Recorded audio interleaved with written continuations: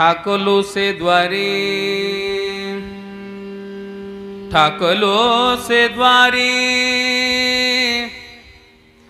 उभा याचक भिकारी, ठाकलो से द्वारी उभा याचक भिकारी, मज भीक काही देवा प्रेम भातुके पाठवा, याचकाचा भार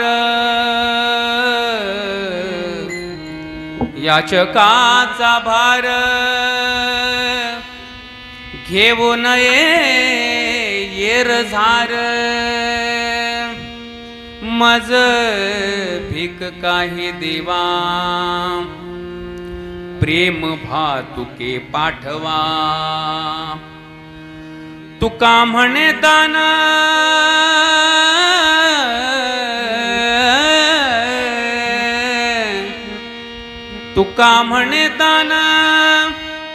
सेवा घेतल्या वाचून,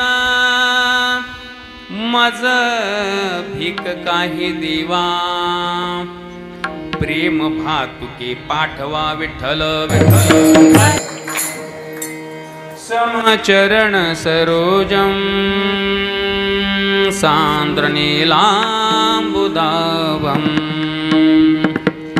जघन निहित पाणिं मंडनं मंडनानां, तरुण तुलसीमाला कंधरं कंजनेत्रं, सदय धवलहासं विठ्ठलं चिंतयामि, पांडुरंगा करू प्रथम नमन, दुसरे चरणा संतांची त्यांच्या कृपादाने कथेचा विस्तारू, बाबाजी सद्गुरु दास तुका, कृष्णाय वासुदेवाय हरये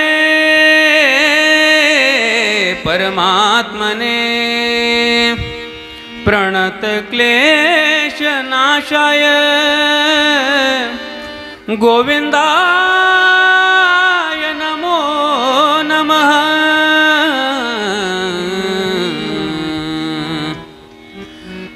कलावज्ञ जीवोद्धरार्थावतारम्, कलाङ्कतेजोधिकामोदिवक्त्रम्, खलानिशवादा पनुदार्हदक्षं, समाधिस्थमूर्तिं भजे ज्ञानदेवं, नमो ज्ञानेश्वरा नमो ज्ञानेश्वरा, निवृत्ती उदारा सोपान देवा, मुक्ताबाई नमो त्रिभुवन पावनी, आद्यत्रय जननी देवांची, नमो सद्गुरु तुकया ज्ञानदीपा, नमो सद्गुरु सच्चिदानंद रूपा, नमो सद्गुरु भक्त कल्याण मूर्ती, नमो सद्गुरु भास्करा पूर्ण कीर्ती, तुकाराम तुकाराम तुकाराम तुकाराम तुकाराम तुकाराम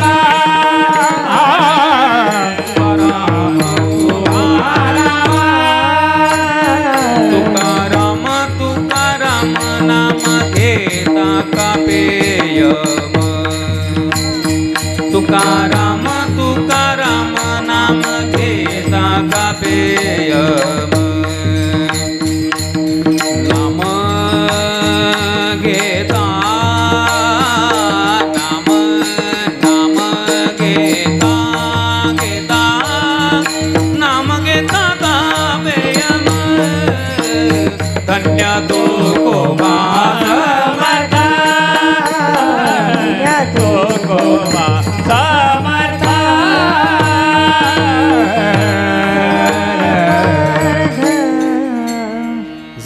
विठ्ठलाचे केलिया स्मरण, होय सकळ विद्यांचे अधिकरण, तेची बंधू श्रीचरण श्री गुरूंचे ते नमस्कारून आता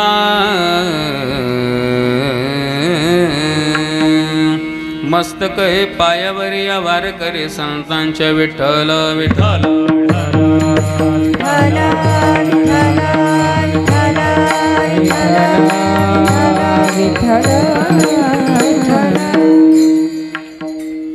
ठाकलो से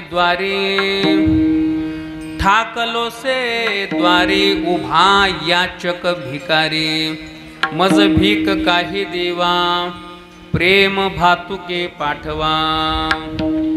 प्रस्तुत कीर्तन रूपी सेवेकरता निवडलेला अभंग महान भगवत भक्त वारकरी संप्रदायाचे कळस, की ज्यांनी चारही वेद संपूर्ण समाजाकरिता गाथेच्या रूपाने प्रगट केले, असे जगतवंदनीय देहूचे सुप्रसिद्ध साधू जगद्गुरु तुकोबाराय यांचा हा 4 चरणांचा आणि मागणी ह्या प्रकरणातला अतिशय गोड आणि चिंतनीय अशा प्रकारचा अभंग आहे. विठ्ठल विठ्ठल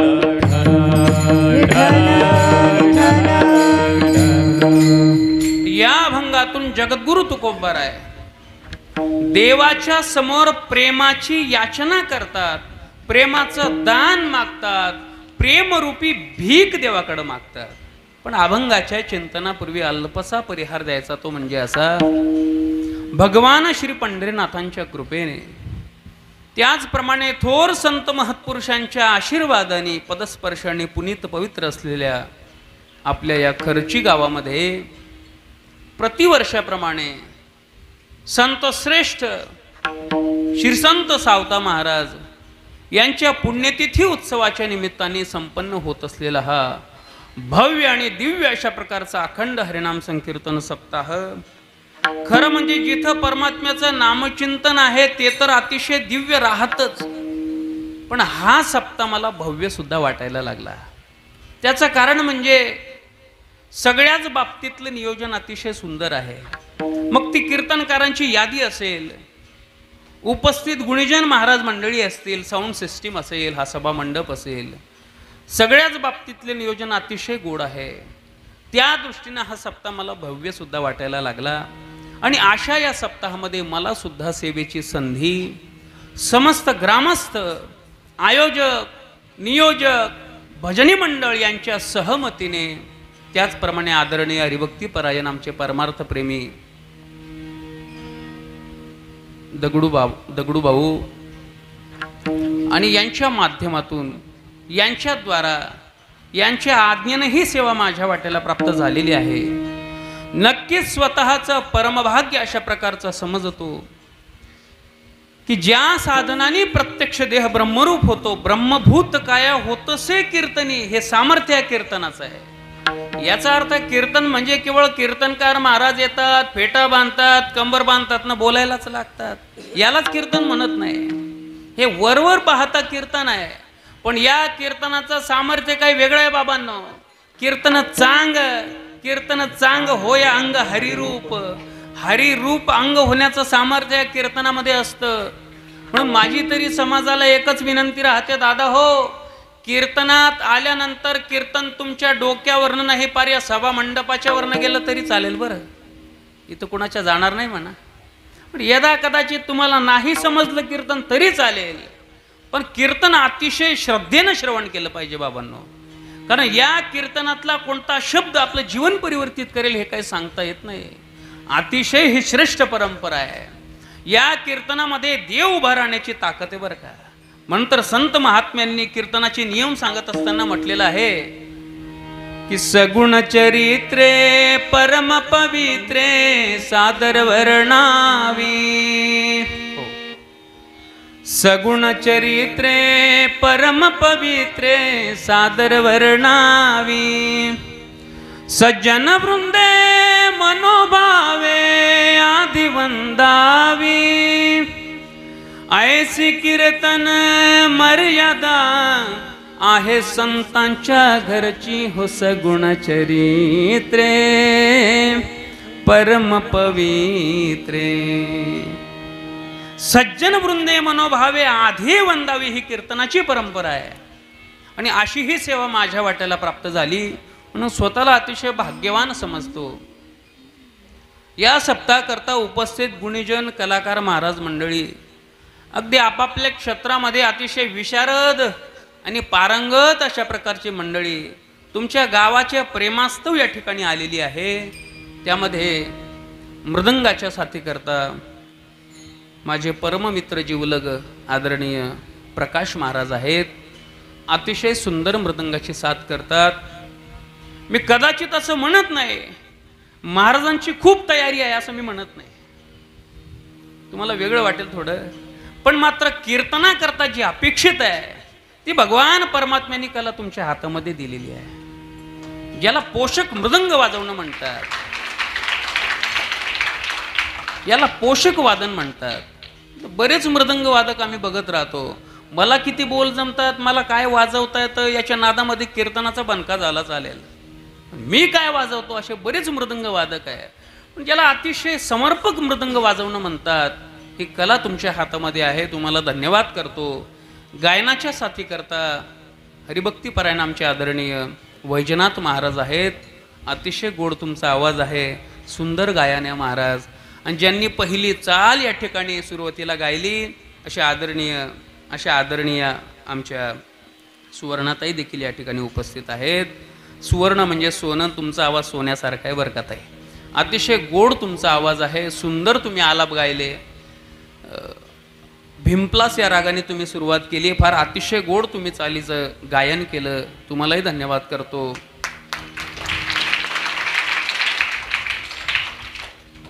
कसं आहे, सुरुवात जर चांगली झाली शेवट चांगला होतो बरं का. सुरुवात जर स्वरामध्ये झाली, संपूर्ण कीर्तन स्वरातच आहे. आता थोडंफार आम्ही शिकलो म्हणून कदाचित स्वर आम्हाला लावता येतो, पण महाराज एखाद्याला स्वर कळत नाही कीर्तनकारांना, त्या कीर्तनामध्ये सुरुवात स्वरातच झाली पाहिजे. जर बेसूर सुरुवात झाला कीर्तनाचा बनका बरं का. मग सुंदर तुम्ही गायनानं साथ केली. आमचे विणीकरी दादा आहेत, त्यांनाही वंदन करतो. चोपदार महाराज आहेत, चोपदार म्हटले की त्यांचा अधिकार कमी समजू नका बरं का. पायी दिंडीमध्ये जर आपण गेला तर महाराज चोपदारानं जर दंड उचलला तर टाचणी पडेल तरी आवाज येईल बरं का. 10 लाख लोक असतात वारीमध्ये, पण चोपदाराचा एवढा अधिकार, त्यांनी दंड उचलला की सगळी शांतता होते. हे सामर्थ्य त्यांच्या हातामध्ये आहे. असे चोपदार बाबा आहेत, आमचे बालगोपाल आहेत. या फार आनंद वाटतो बरं का. याला संस्कार म्हणतात. मुलांना तुम्ही किती सांगा, जा रे हरिपाठाला जा, मंदिरामध्ये जा, दर्शनाकरता जा, जात नाही ते, तिथं मायबापाला आधी जावं लागतं. आणि ज्या अर्थी पोरं या ठिकाणी उपस्थित आहेत, नक्कीच धन्य माता पिता तयाची या. त्यांच्या मात्या पित्याला मी धन्यवाद करतो. गावातील भजनी मंडळ आहे, काही बाहेर गावातील लोक आहेत, आणि पेटीच्या साथी करता आदरणीय आमचे दगडू भाऊ या ठिकाणी स्वतः उपस्थित आहेत. अतिशय सुंदर पेटीची साथ करतात. त्याचप्रमाणे साऊंड सिस्टीम अतिशय सुंदर आहे. काय बेस इको ट्रबल पद्धतशीर तुम्ही दिलेला आहे बरं का. त्यांना काही बोलायचं काम नाही. आमचे आबा भाऊ आहेत. त्याचप्रमाणे आमचे चॅनलवाले दादा भालेराव दादा देखील या ठिकाणी उपस्थित आहेत. त्यांनाही धन्यवाद करतो आणि माझ्या चिंतन सेवेला प्रारंभ करतो. विठ्ठल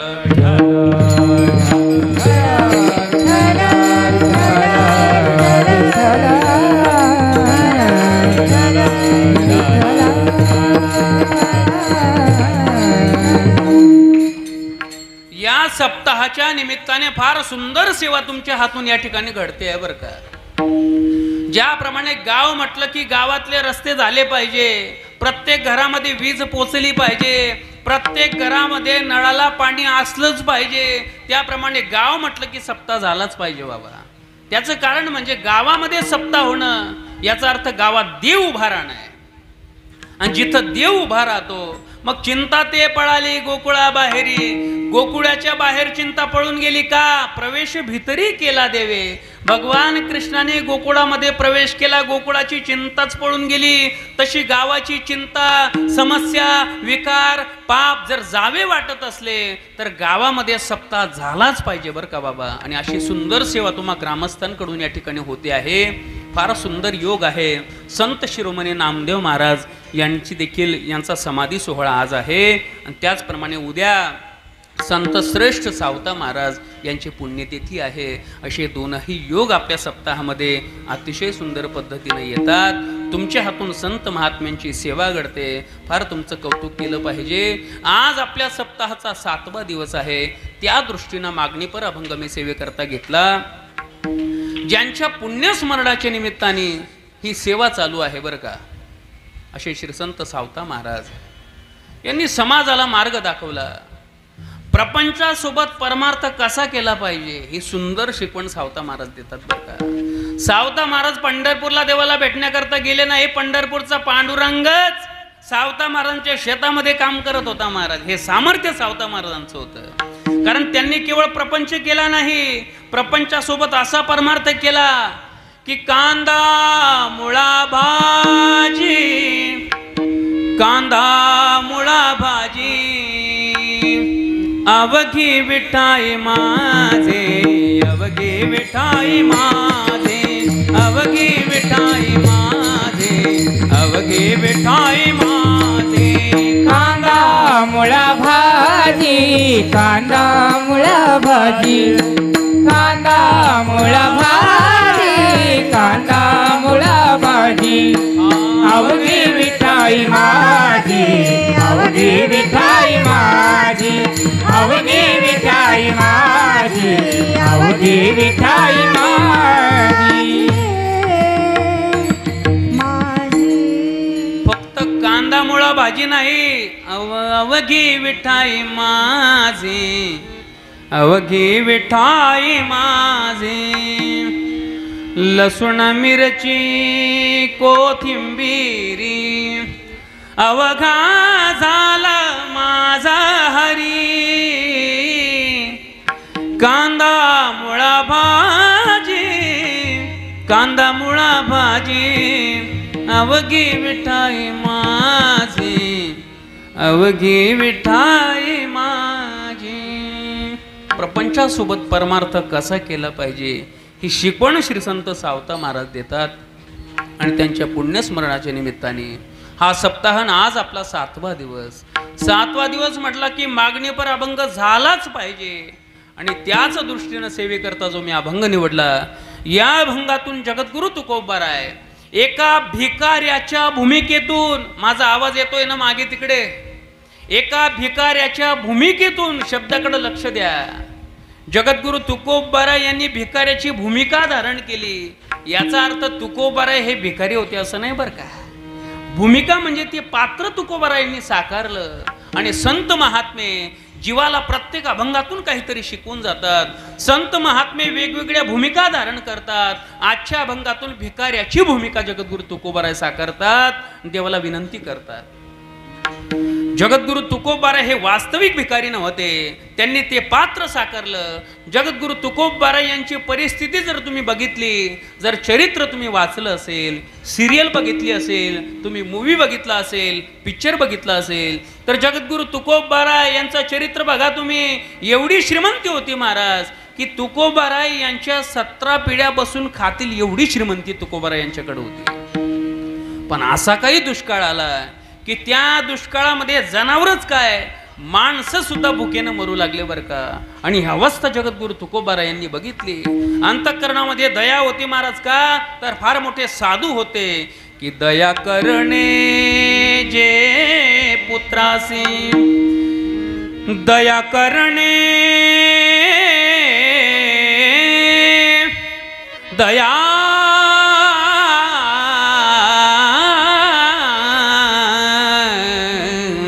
दया, दया करणे जे पुत्रासी, तेची दासाने दासी. तोची साधू ओळखावा. त्याला संत महात्मा म्हणतात ज्याच्या अंतःकरणामध्ये दया आहे. अहो समाजाचे हाल होतात, लोक भुकेनं मरतात, काय कामाची आपली श्रीमंती. जगद्गुरु तुकोबा यांनी महाराज सगळं भांडारच मोकळं करून टाकलं. लोकांना सांगितलं जा, ज्याला जेवढं पाहिजे तेवढं घेऊन जा. आणि लोकही एवढे बेईमान निघाले महाराज, सगळंच घेऊन गेले. हो, जगद्गुरु तुकोबा यांच्याकरता काही शिल्लक ठेवलं नाही. असेच लोक राहतात बरं का. आता पायी दिंडीमध्ये जर तुम्ही गेलात तर काही डुप्लिकेट वारकरी असतात बरं का, खरे वारकरी नाही, काही डुप्लिकेट वारकरी असे राहतात. आता रस्त्यानं चालत असताना लोक दानधर्म करतात. कोणी केळी वाटप करतं, कोणी वेपर्स वाटप करतं, कोणी सफरचंद वाटप करतं, कोणी राजगिऱ्याचे लाडू देतात वारकऱ्यांकरता. महाराज आमचे डुप्लिकेट वारकरी असे तुटून पडतात त्याच्यावर, त्याच्या छातीवर चढून त्याच्या हातातून हिसकवण्याची ताकद ठेवतात बरं का. असे लोक, हा लोकांचा नियम आहे बरं का. जगद्गुरु तुकोबा यांनी भांडार मोकळं केलं, लोक एवढे बेईमान निघाले, सगळं घेऊन गेले. तुकोबारायांकरता काही शिल्लक ठेवलं नाही. मग शेवटी अशी अवस्था निर्माण झाली की आम्ही सदैव सुडके जवळी येता चोर धाके जाऊ पुढती भिके कुत्री घर राखिती. शेवटी अशी अवस्था निर्माण झाली की आम्ही सदैव सुडके जवळी येतात चोर धाके. तुकोबाराय म्हणतात माझ्या जवळ यायला चोरालाही धाक वाटतो. कोणी म्हणेल का हो, चोराला काय धाक वाटणार आहे? चोराला हा धाक वाटतो, चोर विचार करतो आपण दुसऱ्याच्या घरी चोरी करतो, दुसऱ्याचं चोरतो. पण तुकोबाराय यांच्याकडे गेल्यानंतर तुकोबारायच आपल्याकडे मागतील की काय, हो द्या मला काहीतरी. चोरालाही धाक वाटायला लागला. आणि जाऊ पुढती भिके, अहो भिक्षा मागण्याकरता आम्ही गेलो तर कुत्री घरं राखी, ती आमच्या घराचं राखण कुत्री करतात. याचा अर्थ तुकोबाराय यांच्या घरामध्ये कुत्री फिरत होती असा अर्थ करू नका बरं का. तात्पर्य घ्या की तुकोबाराय यांच्याकडे काहीच नव्हतं महाराज, सगळं संपलं होतं. आणि अशाही अवस्थेमध्ये कुणाच्या समोर हात नाही पसरवला तुकोबाराय यांनी. अहो छत्रपती शिवाजी महाराजांनी नजराणा पाठवला तुकोबारायांकरता. काही सामान्य नजराणा नव्हता, सोनं चांदी हिरे माणिक मोती हे सगळं पाठवलं. पण जगद्गुरु तुकोबाराय यांनी मात्र कडक शब्दात प्रतिकार केला. तुकोबाराय सांगतात की तुमचे रवित धन धन तुमचे रवित धन धन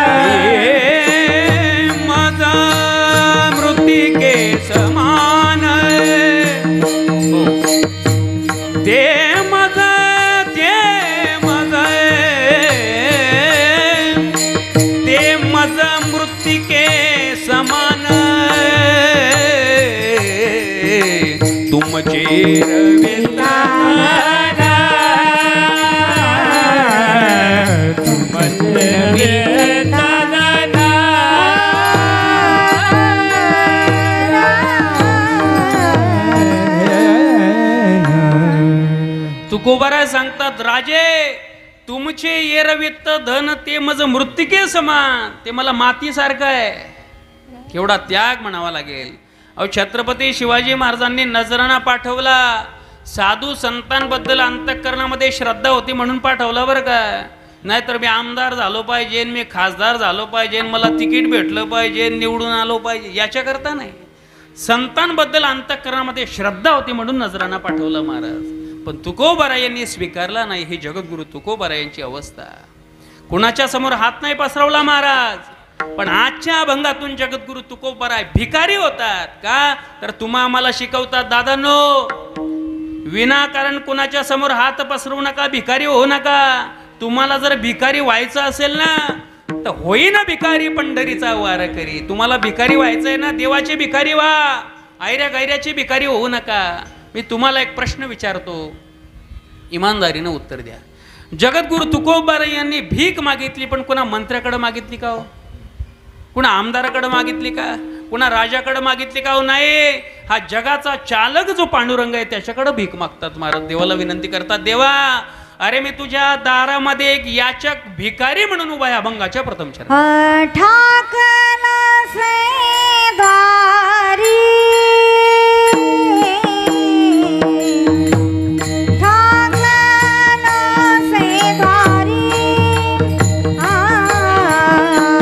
ठाकलो से द्वारे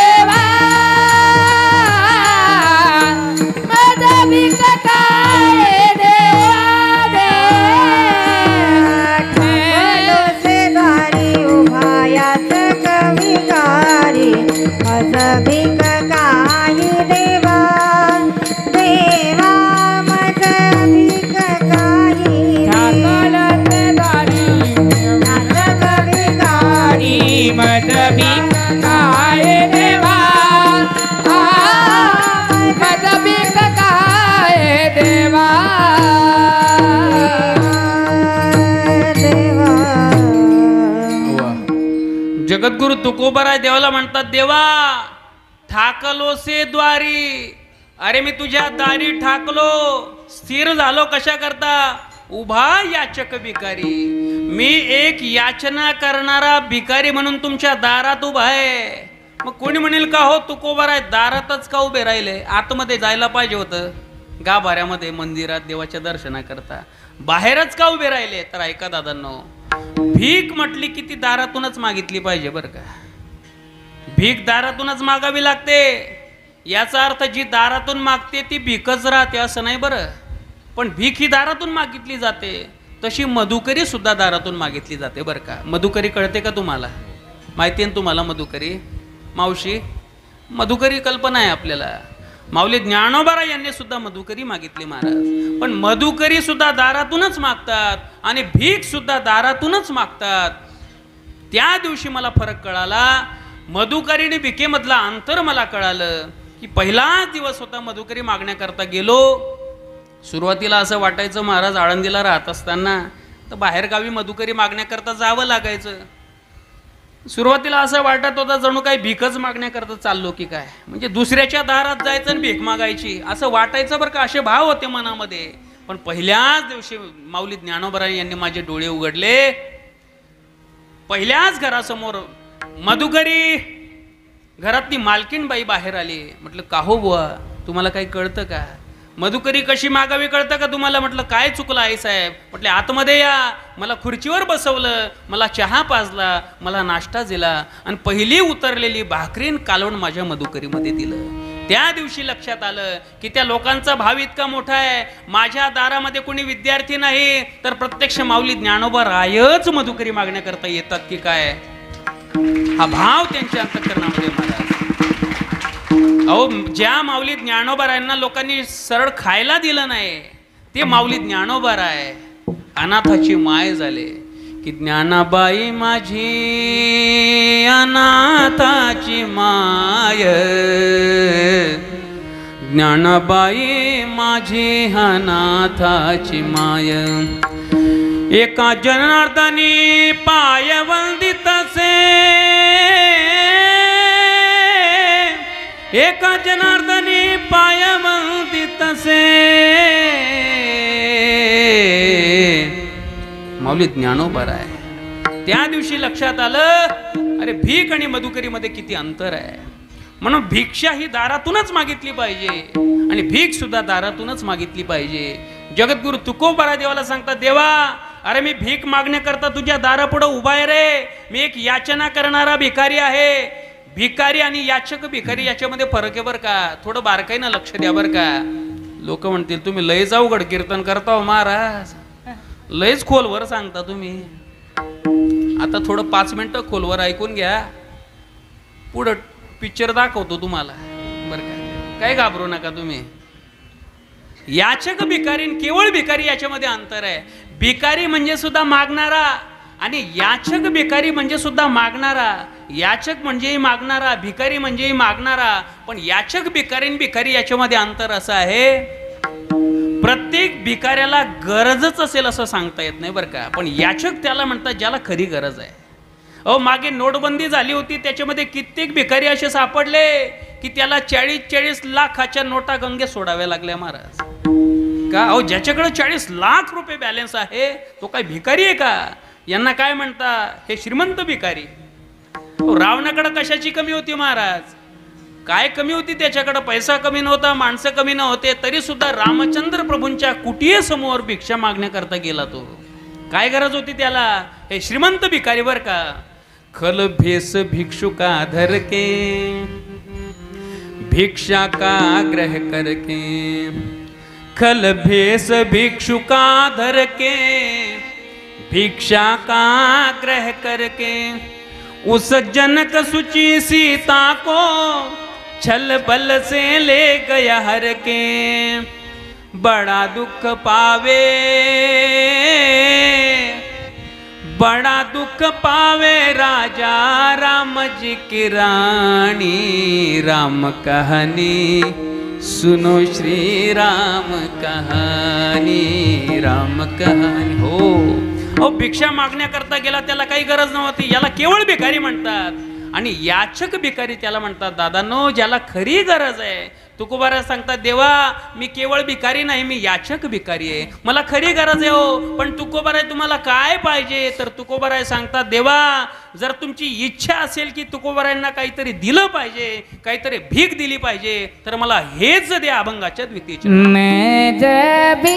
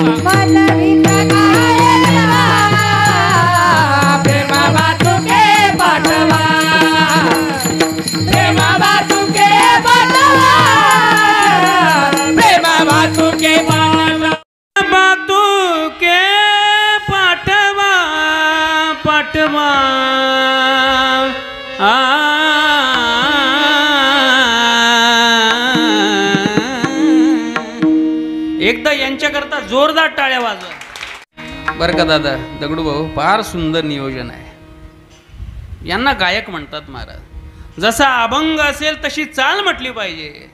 पहिलं प्रमाण सुंदर दिलं तुम्ही. अभंगाचा जो भाव असेल त्याला धरून चाल आली पाहिजे महाराज. एखाद्या अभंगामध्ये आनंद असेल तर चालही आनंदाची पाहिजे. एखाद्या अभंगामध्ये कारुण्य असेल चालही कारुण्याचीच पाहिजे. समजा माऊली ज्ञानोबरायांचा अभंग आहे, सोनियाचा दिवस आजी अमृते पाहिला. काय गोड अभंग आहे, काय आनंद आहे महाराज. त्याला चाल आनंदाची पाहिजे. एकानं चाल लावली सोनियाचा दिवस आजी, असं वाटतं आजी मरी गे. याला चाल कशी पाहिजे. सोनियाचा दिवस आजी अमृते पाहिला. हो किती गोड चाल आहे महाराज. अशी चाल पाहिजे. नाम आठविता रूपी प्रगट पै झाला. अहो संगीतामध्ये शक्ती आहे. भाव परिवर्तनाची ताकद आहे संगीतामध्ये. एखादा करून राग जर मी तुमच्या समोर गायला तर वातावरण करून झालंच पाहिजे महाराज. ही संगीताची पावर आहे. जरा थोडं लक्ष द्या बरं का. संगीत म्हटलं की ते जन्मजात आपल्याला प्राप्त आहे, कुणाला माहिती नसतं. आणि त्यामध्ये आमच्या माता बहिणी या अग्रगण्य आहे महाराज.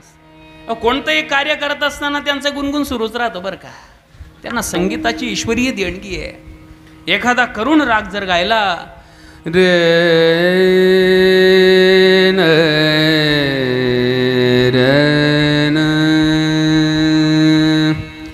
रे ना ए रे ना रे ना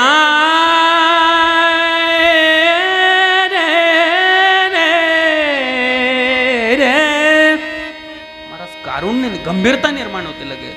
आणि इथंच जर राग बागेश्री गायला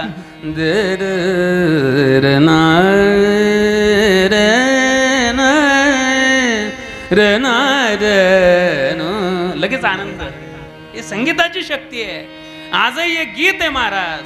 ते गीत ऐकलं की मला माझं बालपण आठवतं. ते गीत गायलं एका मुसलमानाने.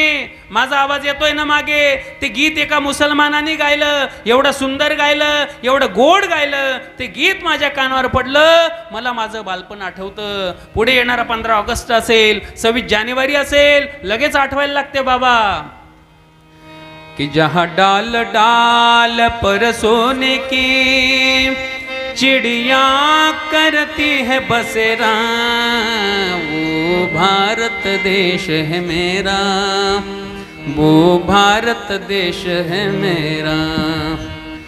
ये धरती वो जहाँ ऋषि मुनि जपते प्रभु नाम की माला। हरिओम हरिओम हरिओम हरिओम। जहाँ हर बालक एक मोहन है और राधा एक एक बाला, और राधा एक एक बाला।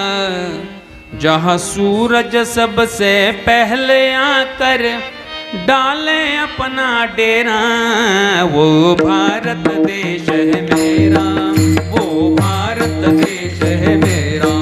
जहाँ डाल डाल सोने की चिड़िया करती है बसेरा, वो भारत देश है मेरा, वो भारत देश है मेरा। वंदे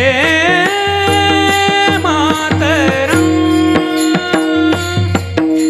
वंदे मातरम, वंदे मातरम, वंदे मातरम।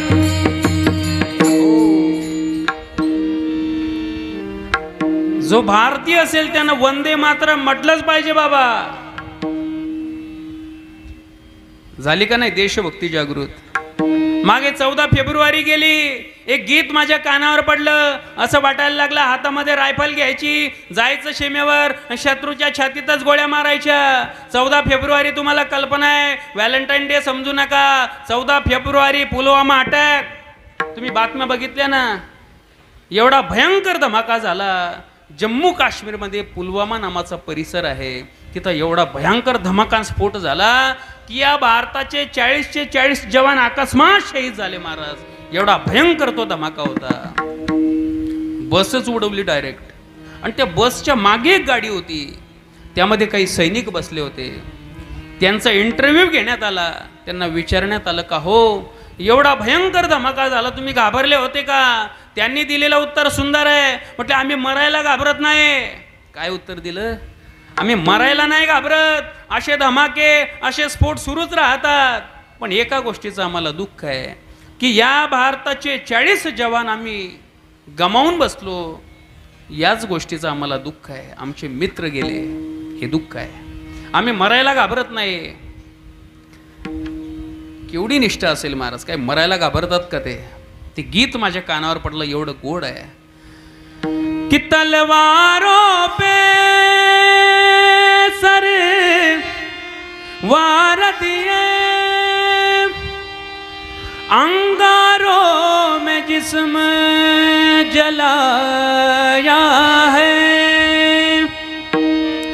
तब जाके कहीं हमने सर पे ये केसरी रंग सजाया है. ए मेरी ज़मीं अफसोस नहीं जो तेरे लिए 100 दर्द सहे, महफूज रहे तेरी आन सदा, चाहे जान मेरी ये रहे ना रहे. ए मेरी ज़मीं महबूबा मेरी, मेरी नस नस में तेरा इश्क बहे, फीका न पड़े कभी रंग तेरा जिस्मों से निकल के खून कहे. तेरी मिट्टी में मिल जावा गुल बन के मैं खिल जावा, इतनी सी है दिल की आरज़ू. तेरी नदियों में बह जावा, तेरे खेतों में लहरावा, इतनी सी है दिल की आरज़ू. ओ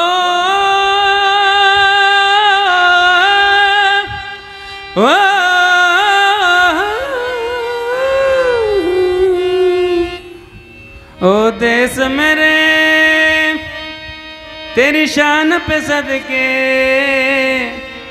कोई धन है क्या तेरी धूल से बढ़ के, तेरी धूप से रोशन तेरी हवा पे जिंदा, तू बाग है मेरा मैं हूँ तेरा परिंदा. हो है रजी दीवाने की जहाँ भोर सुहानी देखी, एक रोज वही मेरी शाम हो.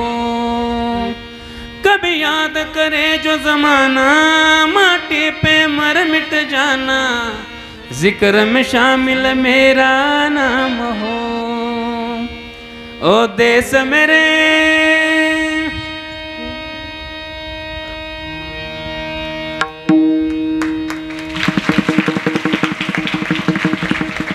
ती म्हणतात हे संगीत आहे महाराज. तुम्ही टाळ्या वाजवल्या बळजबरी का असेना, पण ती शक्ती माझी नाही, ती भारतीय संगीताची ताकद आहे, भाव परिवर्तनाची ताकद आहे. अशी मंडळी जर कीर्तनामध्ये असेल तर मग काय वेगळाच आनंद आहे महाराज. यांचं कौतुक केलंच पाहिजे.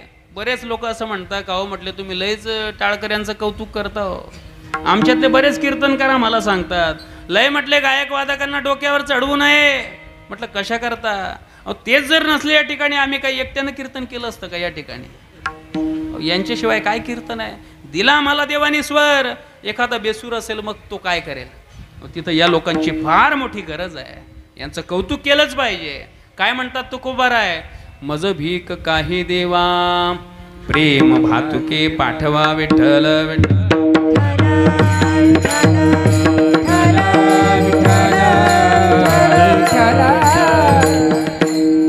देवा तुम्हाला जर मला भीक द्यायचीच असेल, मज भीक काही देवा तर हेच द्या, प्रेम भातुके पाठवा.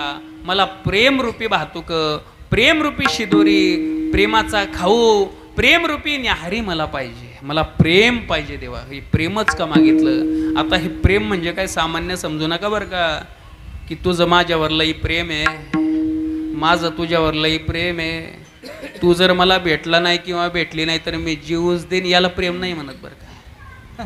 अहो प्रपंचामध्ये जे प्रेम केलं जातं त्याला प्रेम नाही म्हणत, तो मोह आहे, ती आसक्ती आहे, ती ममता आहे. पण परमार्थामध्ये जे देवावर प्रेम केलं जातं ते प्रेम नाही, ती भक्ती आहे महाराज. प्रपंचातलं प्रेम त्याला प्रेम नाही म्हणत, खरं प्रेम हे देवावरच आहे. म्हणून संत महात्मे प्रेम मागतात.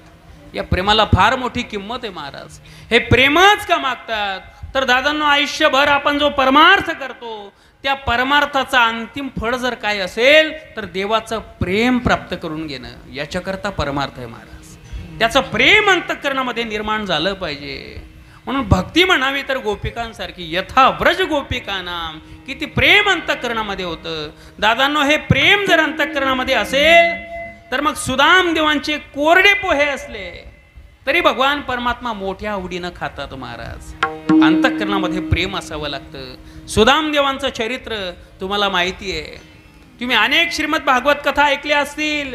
तुम्ही टीव्ही सिरियल बघता का नाही? तुम्ही कृष्णा सिरियल बघतात, महाभारत बघतात ना, की फक्त कुमकुम भाग्यच बघता तुम्ही? बरेच निघाले, आता नवीन निघालं ते गुम है किसी के प्यार में. अरे बापरे, सगळे त्याच्यातच गुम आहेत. नाही, तुम्ही धार्मिक सिरियल सुद्धा बघता, कृष्णा आहे, महाभारत आहे. तुम्ही सुदाम देवांचं चरित्र बघितलं असेल, काय अवस्था होती महाराज. लेकरांना घरामध्ये काय खायला द्यायचं ही पंचायत आहे. सुदाम देवांकडे पैसा नाही, पण अंतःकरणातली श्रीमंती बाबा. एक गोष्ट लक्षात ठेवा, अतिशय महत्वाचं वाक्य आहे.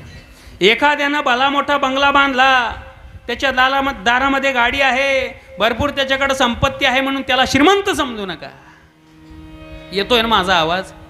एखाद्यानं भला मोठा बंगला बांधला, श्रीमंत आहे म्हणून त्याला श्रीमंत समजू नका. आणि एखाद्याचं असेल साधं घर, त्याला महिन्याला 10-15 हजार पगार असेल म्हणून त्याला गरीब समजू नका.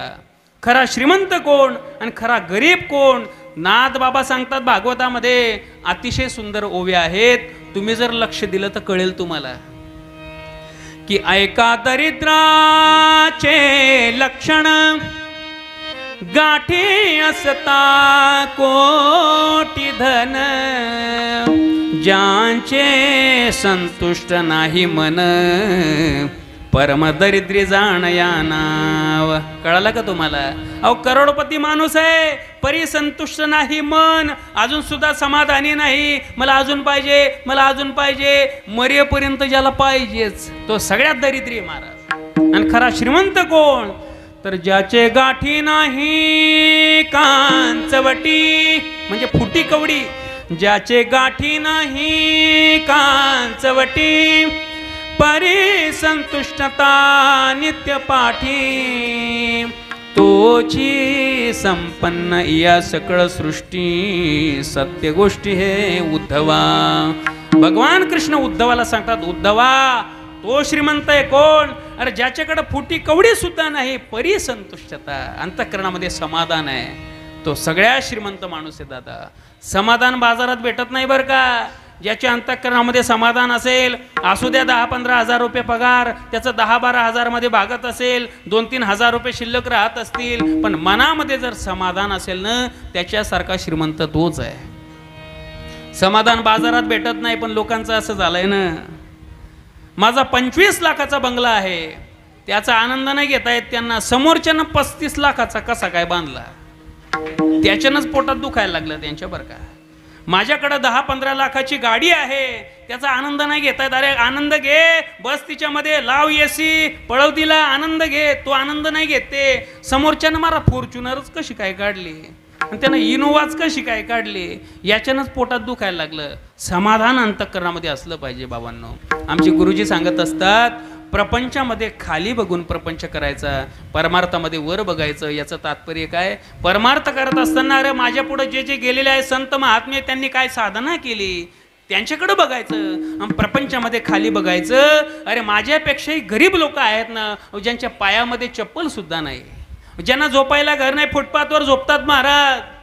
कुठं काय ऍक्सिडेंट होतात, गाड्या फिरतात, मरतात लोक. काय त्यांचं जीवन आहे? त्यापेक्षा आपण फार सुखी. देवाने आपल्याला घर दिलं, पैसे दिले, गाडी दिली, मोटरसायकल दिली, सुंदर पत्नी दिली, लेकरं दिले, काय पाहिजे जीवनामध्ये अजून? सुंदर मस्तपैकी भक्ती करायची, आनंदानं भक्ती करा. समाधान बाजारात भेटत नाही महाराज, ते मनात असावं लागतं. आणि असं समाधान सुदामदेवांकडे होतं. पण शेवटी लेकरं सांगायची, बाबा मला भूक लागली, आई मला भूक लागली. अशा वेळेला सुदामदेव काय करायचे? त्या लेकरांना भगवान कृष्णाच्या गोष्टी सांगायचे. आणि ज्या वेळेला बाप लेकराला गोष्टी सांगतो तो त्याच्या भाषेतच बोलत राहतो बरं का. जे जे बाप आहेत त्यांना कळेल माझं बोलणं. लेकराशी बोलत असताना त्याच्या भाषेत बोबडच बोलावं लागतं, तसंच बोलावं लागतं. मग सुदामदेव गोष्ट सांगायला लागले. म्हटले, बाळांनो अरे ऐकलं का, माझा जो मित्र आहे ना त्याला कन्हैया म्हणतात, त्याला कान्हा म्हणतात. त्याला मारण्याकरता पुतना मावशी आली, ती राक्षसी होती. त्या पुतना मावशीला माझ्या कानाने 5व्या दिवशीच मारून टाकलं. बोला बाळकृष्ण भगवान की. महाराज ही बापाची वाणी ऐकत ऐकत ऐकत लेकरं फक्त पाणी प्यायची झोपायची. महाराज फक्त पाणी प्यायची झोपायची. पण हे किती दिवस चालणार? शेवटी सुदामदेवांची पत्नी त्या लेकरांची आई सुशीला, हिच्याकडनं रावलं गेलं नाही महाराज. लेकरांचे झालेले हाल बघवले गेले नाही. तिलाच आई म्हणतात. आई कधीच लेकराचे हाल बघू शकत नाही महाराज. ज्वलंत उदाहरण आहे, आमच्या गावाकडचंच उदाहरण आहे बरं का. पण तुम्हाला आता डिटेल काही सांगत नाही, ऑनलाईन कार्यक्रम आहे बरं का. एक व्यक्ती महाराज रोज आपल्या आईला मारायचं. ऐकताय ना तुम्ही? अहो हे सांगत असताना माझ्या अंगावर काटा येतोय. एक व्यक्ती रोज आपल्या आईला मारायचा. आणि ते बघितल्यानंतर त्याच्या भावबंदकीतली जी लोक होती ते त्याला मारण्याकरता यायची. का रे तुला लाज वाटते का? तुझ्या आईला त्या म्हातारीला तू मारतो आणि त्याला मारायची महाराज बेदम. 5-10 मिनिटं त्यानं मार खाल्ला की तीच म्हातारी पळत यायची. अहो जाऊ द्या बस करा, जाऊ द्या बस करा, खूप झालं, त्याला नका मारू, आता मरल तो. तीच म्हातारी जिनं मार खाल्ला ती म्हातारी. हिला काय म्हणतात? लेकराचे हाल आई कधी बघू शकत नाही महाराज. कारण आईसारखं प्रेम या जगात कोणी करत नाही. म्हणून तर आईचा अधिकार सगळ्यात मोठा सांगितला की सबसे बडी है माँ, जग में सबसे बड़ी है माँ. माँ से बढ़कर कोई नहीं, माँ से बढ़कर कोई नहीं, वो देती है दुआ सबसे बड़ी है माँ. तिचा अधिकार सगळ्यात मोठा आहे का? तर तिच्या अंतःकरणामध्ये प्रेम आहे. आईसारखं प्रेम या जगात कोणी करत नाही. म्हणून तर एक गीतकार म्हणतो, मला जर देव प्रसन्न झाला, मी पैसा नाही मागत बरं का प्रकाश महाराज, मी बंगला नाही मागत, मी गाडी नाही मागत, त्या देवाकडे फक्त मी माझी आई मागेन का? आईसारखं प्रेम माझ्यावर कोणी केलं नाही महाराज. अतिशय सुंदर गीत आहे, गोड गीत आहे, अतिशय क्वालिटीचं गीत आहे आणि अतिशय किमतीचं गीत आहे. त्याच्यामुळे शांत चित्ताने ऐका बरं का. नभीची तू चांदणी ग, चंद्राची कोर, शीतल तुझी छाया मला हवी जीवनभर. तुझ्या शीतल छाये मंदी उभा आयुष्य जगेन. आई देवा पासी मी ग, आई तुलाच मी मागेन. आई माझी मायेचा सागर दिला तिने जीवनाकार. तळपत्या उन्हात रख रख त्या रानात राहिलीस माझ्यासाठी तू ग कष्टाच्या घामात. कधी मिळेल मुठभर घास, कधी घडे तुला उपवास. ओल्या मातीतून चालताना तुळविले काट्याचे फास. आई माझी मायेचा सागर दिला तिने जीवनाकर. माझी मायेचा सागर दिला तिने जीवनाकर. आई वडील माझे थोर, किती सांगू त्यांचे उपकार.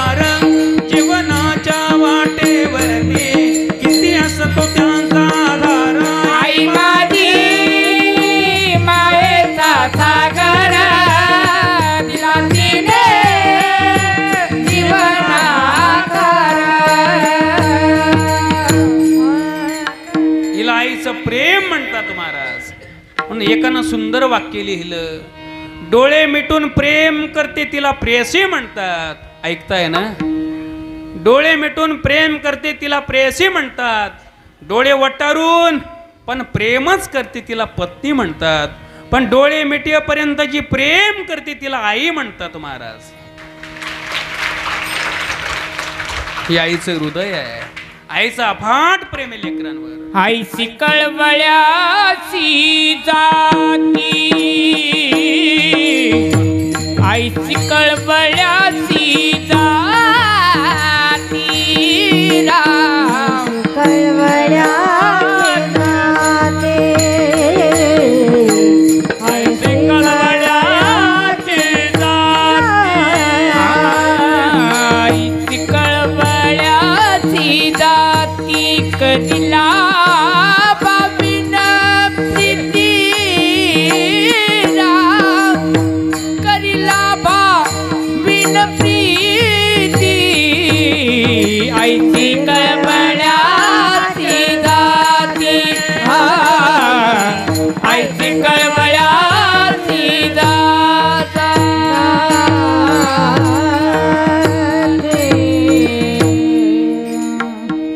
करिला भाविन प्रीती नाम नाम नाम. करिला भाविन प्रीती ऐशी कळवळ्याची जाती तिला आई म्हणतात महाराज. मग का हो आईचं प्रेम असतं, मग बापाचं प्रेम नसतं का? जो तो आईच सांगतो महाराज. अहो आईचं जेवढं प्रेम असतं ना तेवढं बापाचंही प्रेम असतं दादा लेकरांवर. फरक एवढाच आहे, बाप कधीच प्रेम व्यक्त करत नाही. का? कारण बाप कधीच रडत नाही. आई लगेच रडून मोकळी होते, पण बाप कधी रडत नाही बरं का. लोकांना त्याचं प्रेमच नाही दिसत. तुम्हाला बघायचं असेल तर ज्या दिवशी त्या बापाची लेक पहिल्यांदा सासरी जाते नांदायला, त्या दिवशी त्या बापाचं हृदय बघा, त्याचे कष्ट केलेले हातपाय बघा, त्याचा दाटून आलेला कंठ बघा, त्याचे पाणावलेले डोळे बघा. येईल तुमच्या लक्षात की जेवढं आई प्रेम करते ना तेवढं बाप सुद्धा प्रेम करतो महाराज. विचार करतो की दाटून कंठ येतो, दाटून कंठ येतो, ओठात येई गाणे जा फुल्या घरी तू, जा लाडके सुखाने दाटून कंठ येतो. हातात बाळपोथी, ओठात बाळभाषा, रमलो तुझ्या सवे मी, गिरवीत श्री गणेश वळवून अक्षरानी, केले तुला शहाणे, जातो सुखावली मी, त्या गोड आठवाने. विचार करतो महाराज, माझी पोरगी आजपर्यंत माझ्या अंगा खांद्यावर खेळत होती, पण आता ती एवढी मोठी झाली की मला कायमची सोडून निघून जाणार. दाटून कंठ येतो महाराज. आयुष्यात कधी न रडलेला बाप पण त्या दिवशी धाय मोकलून रडतो बाबा, मोकळ्या मनाने रडतो. याला बाप म्हणतात. आणि जेवढं बापाचं प्रेम असतं तेवढं लेकीचं सुद्धा प्रेम असतं महाराज बापावर. लेकीचं फार प्रेम असतं बरं का, लेकीचं फार प्रेम असतं. आम्हाला लोक म्हणत असतात, का हो म्हटले महाराज तुम्हाला काही मूलबाळ वगैरे? हो म्हटले आहे, मोठी मुलगी आहे, आता लहानी मुलगी झाली. म्हटले लहानी मुलगी झाली का? हे काय बोलणं झालं का? मुलगी झाली का म्हणजे? अहो मुलीसारखं कोण प्रेम करतं महाराज? अहो कीर्तनाला येत असताना पोरगी म्हणते, बाबा हेल्मेट घ्या, बाबा गाडीची चाबी घेतली का? ही मुलगीच असते महाराज बरं का. म्हणजे मुलापेक्षा मुलगी भारीच असते असं मला म्हणायचं नाही. अहो देवाचा प्रसाद आहे, काही असू द्या, पण मुलीचं अफाट प्रेम राहतं महाराज. विचार करते, सासरी जात असताना विचार करते बाबा की ज्या बोटाला धरून माझ्या बापाने मला चालायला शिकवलं, त्या बापाने मला चालायला शिकवलं, पण आज ही पावलं घरातल्या बाहेर निघत नाहीये. ती बापाला विनंती करते, बाबा आज सुद्धा तुम्हीच मला घराच्या बाहेर काढा, तुम्हीच तुमच्या हाताने मला उंबरठा पार करून द्या, माझ्यानं बाहेर निघवलं जात नाही. ती पोरगी विनंती करते कि उंगली पकड़ के तूने चलना सिखाया था ना, दहलीज ऊंची है ये पार करा दे, बाबा मैं तेरी मलिका टुकड़ा हूँ तेरे दिल का, एक बार फिर से दहलीज पार करा दे, फसलें जो कट जाए उगती नहीं है, बिटिया जो ब्याही जाए मुड़ती नहीं है, ऐसी विदाई हो तो लंबी जुदाई हो तो दहलीज दर्द की भी पार करा दे, बाबा मैं तेरी मलिका टुकड़ा हूँ तेरे दिल का, एक बार फिर से दहलीज पार करा दे. मुडके पुढचं नाही बरं का, पुढं बस झालं एवढं. याला प्रेम म्हणतात.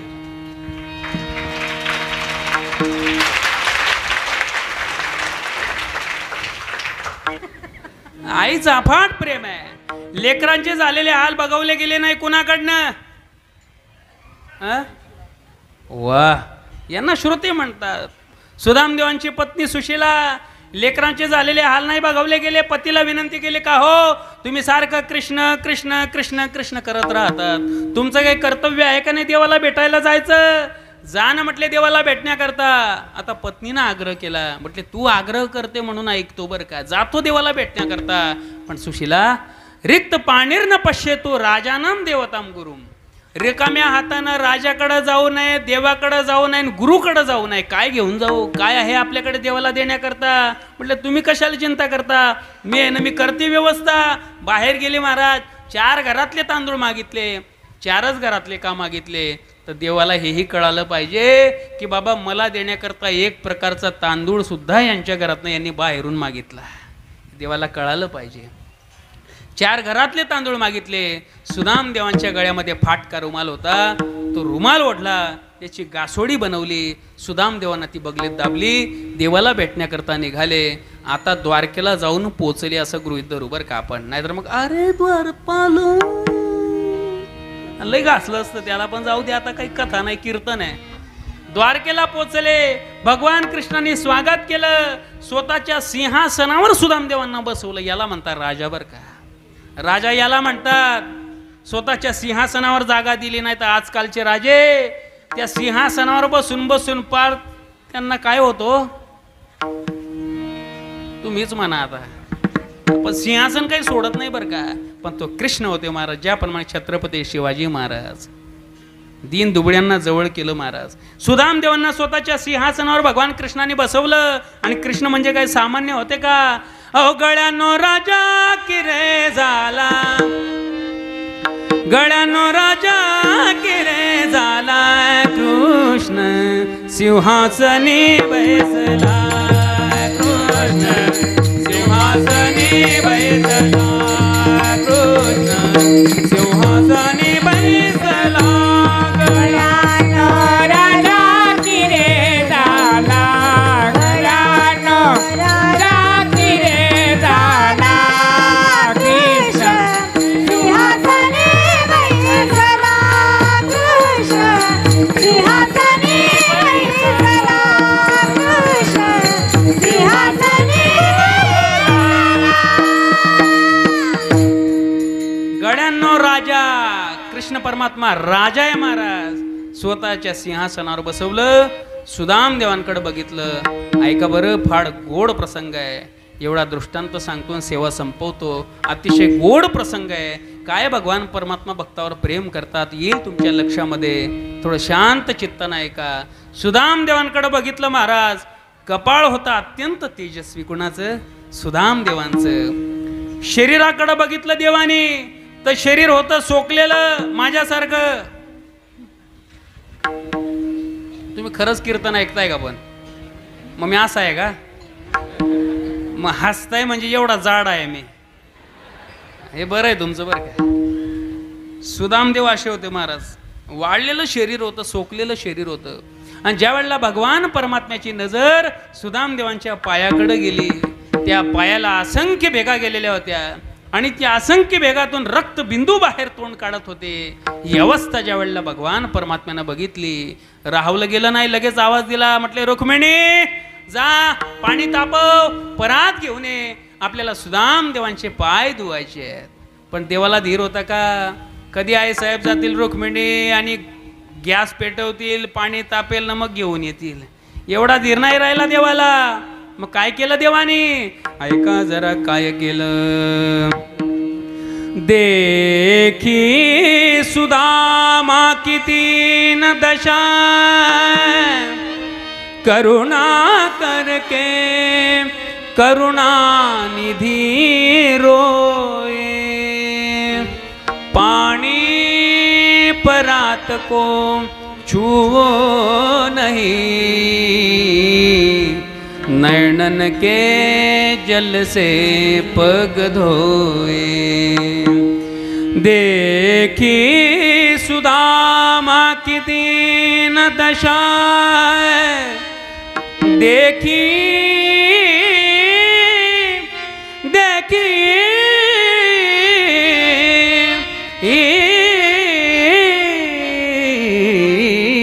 देखी सुदामा की दीन दशा. स्वतःच्या नेत्रबिंदूंनी भगवान परमात्म्याने सुदामदेवांचे पाय धुतले महाराज. सुदामदेवांना सांगितलं, देवा अरे खूप झाली सेवा, एवढी सेवा नको करू. कृष्णा कृष्णा मला एवढं सांग, तुझं लग्न झालं का? कोण विचारतं? कीर्तनकार. कुणाला?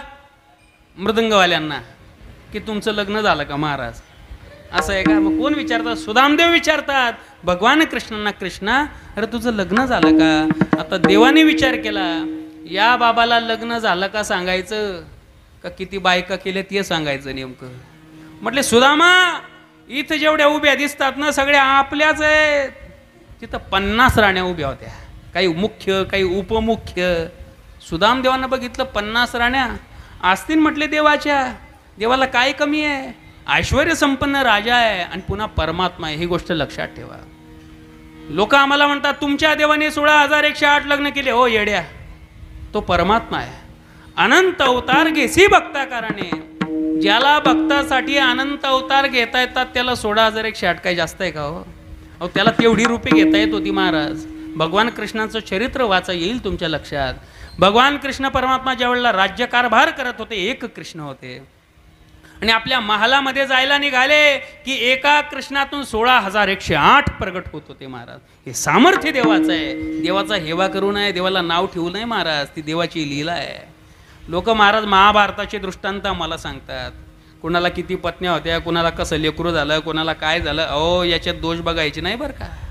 त्याच्यामध्ये फार मोठं परमार्थ त्याच्यामध्ये लपलेला आहे. धर्मामध्ये दोष काढायचे नाही बरं का, श्रद्धा ठेवायची. आपल्या आईनं सांगितलं ना तुझे बाबा हेच आहे म्हणजे तुझे पप्पा हेच आहे. आपण आईला विचारतो का कशावर ना माझे पप्पा असं विचारलं का? नाही नाही, संतांवर विश्वास ठेवा. देवा संतांनी सांगितलं आपला परमात्मा पांडुरंग आहे, कृष्ण आहे, राम आहे, भोलेनाथ आहे, हरी आहे, विष्णू आहे. विश्वास ठेवा महाराज, संतांवर विश्वास ठेवा. संत आपली आई आहे. सुदामदेवांनी विचार केला असतील म्हटले देवाच्या 50 राण्या, पण देवाला लगेच आठवलं या तर 50च आहेत, बाकीच्या राण्या अजून महालांमध्ये, त्यांना कधी दर्शन घडणार? देवाला आठवलं ना, त्यांनाही दर्शन घडलं पाहिजे संताचं. लगेच आवाज दिला देवाने. सिस्टीमवाल्यांना सांगितलं आवाज वाढवा. तिथलं सांगतो बरं का. हो हो, सिस्टीमवाल्यांना सांगितलं देवाने आवाज वाढवा. देवानी दवंडी दिली महाराज. अगं म्हटल्या राण्यांनो चला चला चला, आपल्या घरी ब्राह्मण देवता संत महात्मा आले, या त्यांच्या दर्शना करता. असं बोलल्याबरोबर महाराज सगळ्या राण्या जागी झाल्या.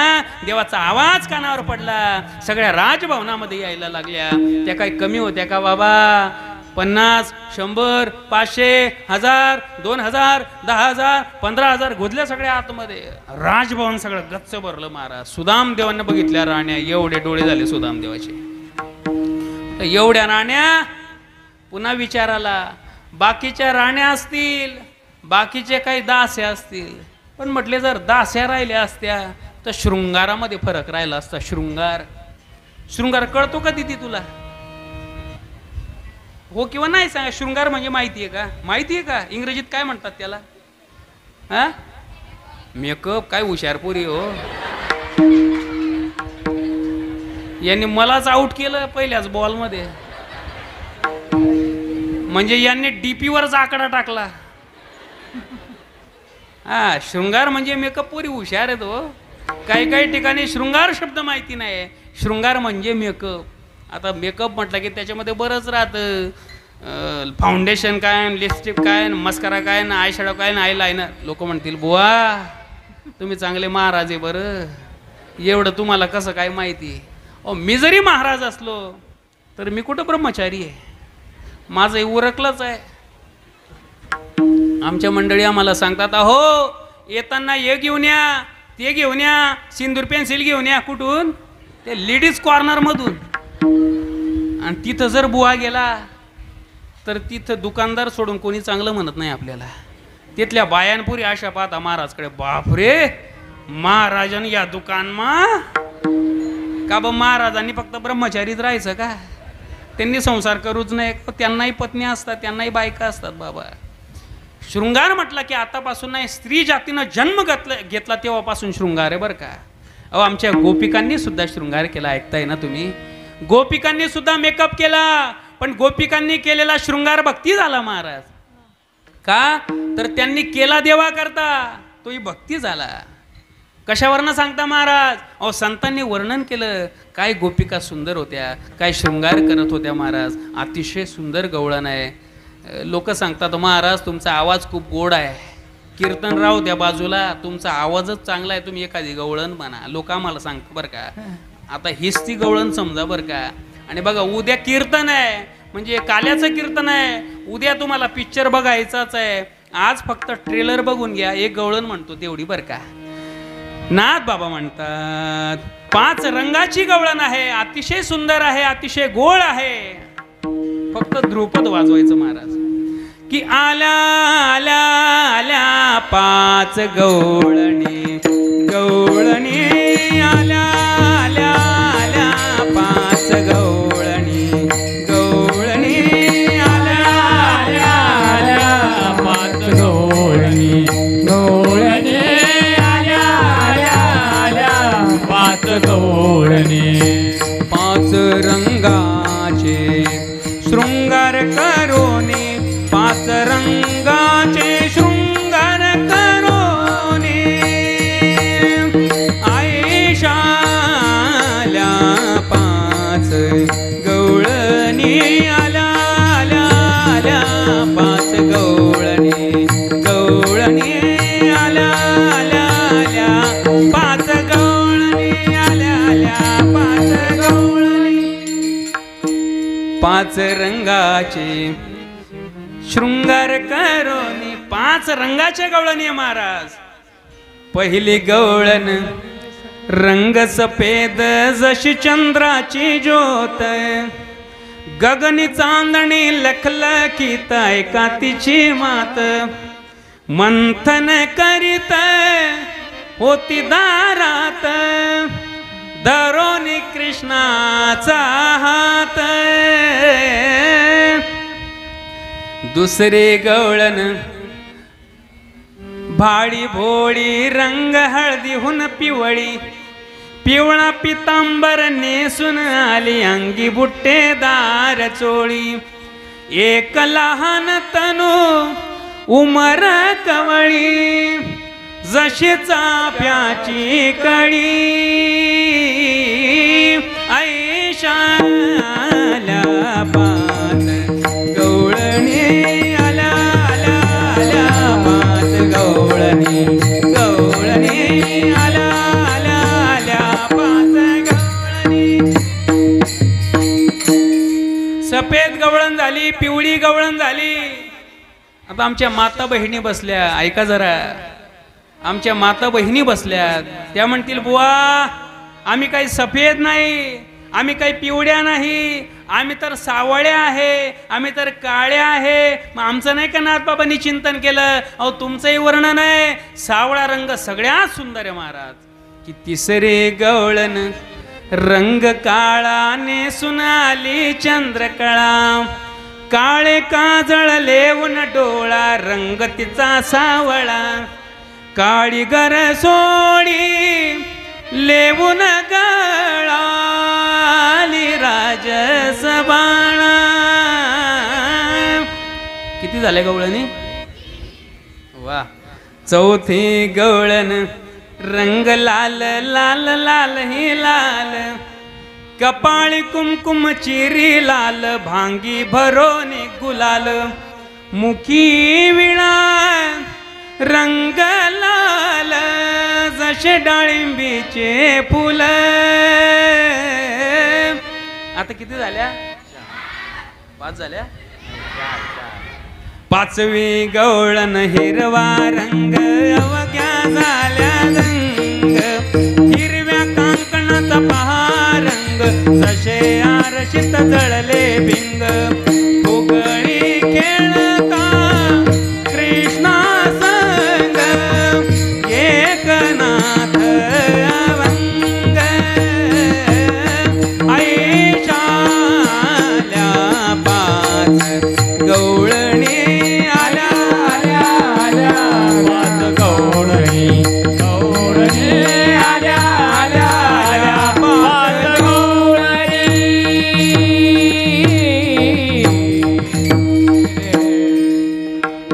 गोपिकांनी केलेला शृंगार मेकअप सुद्धा भक्ती झाली महाराज. मग शृंगार ही आताची परंपरा नाही. सुदामदेवांनी राण्यांकडे बघितलं, बाकीच्या राण्या असतील, काही दास्या असतील, पण शृंगार तर सारखाच आहे. म्हटले असतील देवाच्या राण्या, काय आपण जास्त विचार करून फायदा नाही. देवानं सांगितलं चला, उशीर झाला बरं, दृष्टांत फार लांबला, राण्यांनो असं करा, 1-1, 2-2 जण दर्शन घ्या, चला पुढं चला पुढं. आता बघा आळंदीला जर आपण गेलो, आळंदीला माऊली ज्ञानोबारायांच्या मंदिरामध्ये, समाधी मंदिरामध्ये दर्शन घ्यायला लागलो, तिथले सिक्युरिटी असतात, ते म्हणतात महाराज चला 2-2 चला पुढे, चला पुढे 2-2 चला पुढे, असं करतात बरं का. आणि पांडुरंगाच्या मंदिरात जर तुम्ही गेलात तर 1 सेकंदाच्या वर थांबू देत नाही तिथं. आणि एखाद्यानं आगाऊपणा केला, थांबला 1 सेकंदाच्या वर, त्याचं कंबर धरून फेकलंच त्याला बाहेर, कोणी असू द्या मग बरं का, तिथं चालत नाही. देवानं सांगितलं चला पटापटा दर्शन घ्या, चला पुढं. 1-1, 2-2 राणींना दर्शन घ्यायचं आणि चालायचं पुढं. सुदाम देवांना आशीर्वाद द्यायचा 1-1 राणीला. अखंड सौभाग्यवती भव, अखंड सौभाग्यवती भव, अखंड सौभाग्यवती भव. डायरेक्ट षडजात आशीर्वाद. काही 150-200 राण्या निघून गेल्या. कितीक वेळ मला षडजात गायन होणार हो. आवाज बसला आणि त्यांचा तो पंचमला आला, म्हटले सौभाग्यवती भव, त्याच्यातला अखंडही गायब झालं. सौभाग्यवती भव, सौभाग्यवती भव. काही 150-200 राण्या पुन्हा निघून गेल्या आणि पुन्हा आवाज बसला, मूळ स्वरावरच आला. अखंडन सदा सगळं गायब झालं. भव भव भव भव एवढंच राहिलं. पुन्हा काही 100-150 राण्या गेल्या आणि एवढा आवाज बसला, म्हणे अखंड सौभाग्यवती भव. अरे म्हटले बापा कृष्णा किती आहेत रे तुझ्या राण्या? अरे म्हटले देवा अजून तर 650 झाल्या. मग म्हटले एकूण किती? एकूण म्हटले 16,108. अरे बापरे कृष्णा असं कर, माझी समाधी बांधित, कारण या राण्यांना आशीर्वाद देत देत मी काही जिवंत राहत नाही आता. म्हटले कृष्णा एकाच वेळेला आशीर्वाद देऊन टाकतो. अखंड सौभाग्यवती भव. सगळ्या राण्यांना आशीर्वाद दिला. शेवटी कृष्णानं विचारलं सुदामा तुझं झालं का लग्न? हो म्हटले देवा माझं लग्नही झालं, मला लेकरं सुद्धा आहेत. असं बोलल्याबरोबर मग माझ्या वहिनीनं माझ्यासाठी काय पाठवलं हे बोलल्याबरोबर सुदामदेव ती बगलेतली पोटली दाबायला लागले. महाराज परमात्मा होता, काय लपणार. धरली ती गासोडी, तिला सोडली. पहिला घास घेतला, एका लोकाची संपत्ती सुदामदेवांना अर्पण करून टाकली. दुसरा घास घेतला, दुसऱ्याही लोकांची संपत्ती सुदामदेवांना देऊन टाकतो. काय प्रेम म्हणावं लागेल महाराज. आता तिसरा गाज घेणार. सत्यभामेजीनं हात पकडला. देवा असं करू नका, लोक 3च आहेत, सगळं देऊन टाकणार. मग का आता तुम्ही सुदामा होता, असं करू नका, आमच्याकरता प्रसाद ठेवा. दृष्टांत संपला. 4 घरातून मागून आणले तांदूळ, पण देवानं विचार नाही केला. हा बासमती आहे, कोलम आहे, इंद्रायणी आहे, चिनोर आहे. तसा आजचा भात फार सुंदर होता बरं का.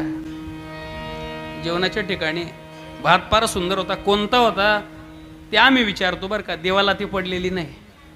देवाला फक्त भाव लागतो.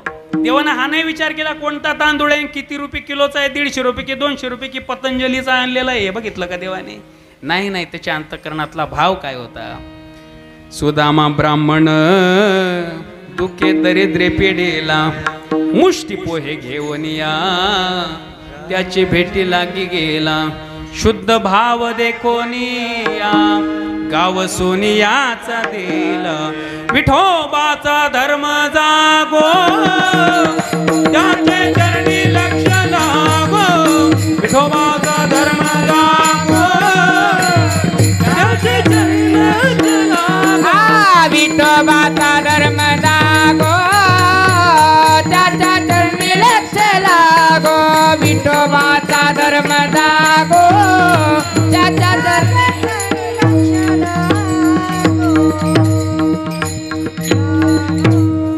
जगद्गुरु तुकोबाराय देवाजवळ प्रेमच का मागतात. तर हे प्रेम अंतःकरणामध्ये होतं, म्हणून सुदामदेवांचे कोरडे पोहे खाल्ले देवानी. म्हणून हे प्रेमच मागतात महाराज. या प्रेमाचं फार मोठं सामर्थ्य आहे. किती ज्ञानी असला, पंडित असला, पण अंतःकरणामध्ये जर देवाबद्दल प्रेम नसलं, त्याचं ते पांडित्य काही कामाचं नाही बरं का. कळते ना तुम्हाला भाषा माझी. संत कबीर महाराज म्हणतात की पोथी पडी पडी जगमुआ, पंडित भयान कोय.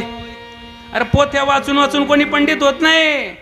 ढाई आखर प्रेम का, पडे सो पंडित होय. 2.5 अक्षरांचं प्रेम देवाचं ज्याला वाचता आलं ना, तो खरा पंडित आहे. आता मी नाव नाही सांगत महाराज. एका विद्वानाकडे आम्ही गेलो होतो. त्यांना मी विचारलं, का हो म्हटले, तुम्ही जो विषय आम्हाला सांगितला तो कोणत्या ग्रंथामध्ये कुठं दिलेला आहे? तो ग्रंथ त्यांच्या समोरच होता बाबा बरं का प्रकाश महाराज. ग्रंथ समोरच होता. त्या महात्म्यानं काय केलं, त्या ग्रंथाकडे पाय केले. म्हटले ते पान उलटवा. तो कसं सांगतो, पायानं उलटवा पान, अजून उलटवा. पायानं? तुझ्या अंतःकरणामध्ये श्रद्धाच नाही. काय पांडित्याला किंमत आहे महाराज. अंतःकरणामध्ये प्रेम असलं पाहिजे, श्रद्धा असली पाहिजे. म्हणून बघा आपल्या गावाकडं पोथ्या चालतात ना, श्रावण महिन्यामध्ये किंवा चातुर्मासामध्ये पोथ्या वाचल्या जातात महाराज. अतिशय श्रद्धेनं लोक वाचतात. ते वाचलेलं त्यांना कळत नाही, पण अंतःकरणामध्ये एवढी श्रद्धा असते महाराज, श्रद्धेनं वाचतात. म्हणून प्रेम अंतःकरणामध्ये असलं पाहिजे. हे प्रेम जर असेल ना, तर मग शबरी मातेची उष्टी बोरं असली तरी परमात्मा खातात. देवाला उष्ट चालतं का महाराज? बरं का आबा भाऊ, हे तुमच्यासाठी आहे बरं. तुमच्या विनंतीला मान देतो आता. विठ्ठल विठ्ठल विठ्ठल विठ्ठल विठ्ठल.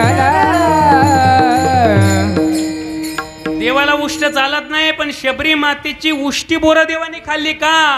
तर झूठे बेर शबरी के खाए, झूठे भेर शबरी के खाए, कही विधि प्रेम लगाई, सबसे ऊंची प्रेम सगाई, सबसे ऊंची प्रेम सगाई, सबसे ऊंची प्रेम सगाई. बरं का वैजनाथ महाराज उच्च शब्द आहे म्हणून उंच स्वर लावला. सबसे ऊंची इथे आरू बाबा बरं का. अरू बाबांनी सांगितलं उंची शब्द आहे ना, उंच स्वर लावायचा तिथं. प्रेम पाहिलं महाराज. शबरी मातेचं प्रेम काही कमी होतं का? देवाला उष्ट चालत नाही. देवाच्या नैवेद्याचे फार नियम आहेत. आता नैवेद्य माणसांना काही माहिती नाही बरं. लोक त्या भानगडीत पडत नाही. पण आमच्या माता बहिणी असतात, घरामध्ये स्वयंपाक बनवतात. मंदिरात जाता आलं तर जातात, नाहीतर घरात मध्ये छोटंसं जो देवारा असतो, मंदिर असतं, तिथं नैवेद्य तुम्ही देतात का नाही? बऱ्याच माता माऊल्या देतात नैवेद्य, पण देवाचे नियम असे आहेत, देवाच्या नैवेद्यामध्ये साधा कांदा लसूण सुद्धा चालत नाही. हे देवाचे नियम आहे, नैवेद्याचे नियम. कांदा लसूण सुद्धा चालत नाही, तिथं उष्ट चालणार आहे का? काही काही आमच्या बहिणी अशा चव घेऊन पाहतात, खारं झालं की आलनं झालं, ते देवाला नैवेद्य चालतं का? ते नैवेद्य चालत नाही. आता बघा, विषय निघालाच म्हणून सांगतो. आता उष्टाचा विषय निघाला म्हणून सांगतो मी. तुमचा एक पोरगा आहे, तुमचा लहान भाऊ आहे, हे समजून ऐकून घ्या. कोरोनासारखा काळ गेला, पण लोक अजून सुधारले नाही बरं का. कोरोनानं काय सांगितलं? सोशल डिस्टन्सिंग, लांब राहा. आजही महाराज बऱ्याच घरांमध्ये पाणी प्यायचा जीव होत नाही. का होत नाही? आम्ही फार स्वच्छ राहतो ना, आम्ही फार शुद्ध राहतो, असा अहंकार आमच्याकडं नाही. पण का जीव होत नाही? घरामध्ये एकच माठ, त्याच्यावर एकच ग्लास, घरातली माता माऊली त्याच्यानंच पाणी पिते तोंड लावून. घरातले मालक येतात, माणूस येतो, तोच ग्लास बुडवतात, त्यालाच तोंड लावतात. घरातले लेकरं येतात, तोच ग्लास घेतात, त्यालाच तोंड लावतात. आणि जो अतिथी दारामध्ये आला, अतिथी देवो भव, आपला धर्म सांगतो की अतिथी देव आहे, त्यालाही ते उष्ट पाणी पाजतात महाराज. असं करू नका. तुम्ही ग्लासला तोंड लावू नका असं मी म्हणत नाही, तुम्ही अवश्य ग्लासला तोंड लावा, पण त्या माठावर एक तांब्या ठेवा. आधी तांब्यानं पाणी घ्या, ग्लासमध्ये होता, मग काय तोंड लावायचं लावत बसा. कारण दारात आलेला अतिथी महाराज, ते एकमेकाचे जम्स जात नाही का त्याच्यात? हो, याच्यामध्ये विज्ञान आहे ना, केवळ परमार्थ नाही, शुद्धी अशुद्धीचा विषय नाही, स्वच्छतेचा विषय आहे. याच्यामध्ये विज्ञान सुद्धा आहे काय काय. आणि बघा तुम्ही, आता हे तर माणसांना नाही जमणार म्हणा, पण आमच्या माता बहिणी तुम्हाला विनंती करतो, त्या माठावर एक तांब्या ठेवा, ग्लास काढून टाका. आणि पहिला मुद्दा, माठ घ्यायला जात असताना तो नळवाला असतो ना, तो घ्या. त्याच्यात काही बुडवायचा विषयच राहत नाही बरं का. शुद्धता पाळली पाहिजे. काही काही लोक संडासला जातात, फक्त हात धुवून घेतात, आणि काय काय बाद दर ते दबडं बाहेर टांगलं की चालणार गरमा, हातही धुवायचं नाही. काही काही लोक नाही महाराज, जेवढं कर्मशास्त्रामध्ये असा नियम आहे, जेवढं अंग उघडं असेल ते सगळ्यांना पाणी लागलं पाहिजे, तेव्हा शुद्धी येते महाराज. हात साबणाने धुवा, पाय धुवा, चूळ भरा, डोळ्याला पाणी लावा, याच्यानं माणूस शुद्ध होतो. मग तुम्हीच म्हणता याले हाय वारं लागेल, त्याला ते वारं लागेल. अशुद्ध राहणार तर वारं लागणारच आहे. त्याच्यामध्ये शुद्ध राहावं लागतं. हातपाय धुतले पाहिजे. लघवीला गेले किंवा संडासला गेले हातपाय धुतलेच पाहिजे महाराज. काही काही बहादर एवढे असतात, ते संडासचं दबडं असतं ना, त्याच्यामध्ये चिंचा भरून आणतात तिकडून, नाही तर मग त्या कैऱ्यांना दगड मारताना कैरे भरून आणतात त्या याच्यामध्ये. ते काय कामाचं? शुद्धी पाळली पाहिजे महाराज. ही शुद्धता तुम्ही सांभाळली पाहिजे. मी तुमचा पोरगा आहे, तुमचा लहान भाऊ आहे, तुम्हाला प्रेमाने आग्रह करतो. पण भगवान परमात्म्याला उष्ट चालत नाही, पण शबरी मातेची उष्टी बोरं खाल्ली का? तिचे भाव किती श्रेष्ठ होते महाराज. अहो, तुम्ही किती रामायण ऐकली, तुम्ही शबरी मातेचं चरित्र ऐकलं, असं कोणत्या कीर्तनकारांनी तुम्हाला सांगितलं का शबरी माता चालत चालत चालत चालत अयोध्येला गेली म्हणून? अहो नाही नाही, अयोध्येचा रामच तिच्या झोपडीमध्ये तिला भेट द्यायला आला महाराज. का? तिच्या अंतःकरणातलं प्रेम, भावना बघा. की भिलनी परम तपस्विनी, कोण होती? भिलनी परम तपस्विनी, शबरी जाको नाम, गुरु मतंग कह गए, इको दिया, तो है मिलेंगे राम, तो है मिलेंगे राम, कब दर्शन देंगे